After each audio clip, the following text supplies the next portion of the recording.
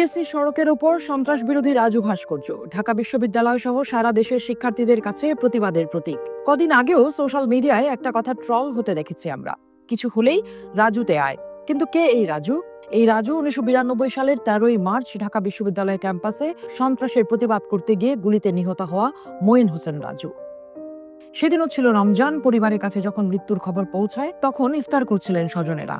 33 বছর আগে এই দিনে দুপুরে ছাত্র ইউনিয়নের ঢাকা বিশ্ববিদ্যালয় শাখার সমাজ কল্যাণ সম্পাদক রাজু ও তার বন্ধুরা দেখতে পান দাস ক্যাফেটেরিয়ারে ছাত্রদল ও ছাত্রলীগের অস্ত্রধারীদের মধ্যে কথা কাটাকাটি চলছে। কিছুক্ষণের মধ্যেই সেই বৎসা রূপ নেয় গোলাগুলিতে। এক পর্যায়ে আসে পুলিশও, কিন্তু তারা অস্ত্রধারীদের সামাল না দিয়ে কাঁদানে গ্যাস ছোড়ে ছাত্রদের উদ্দেশ্যে।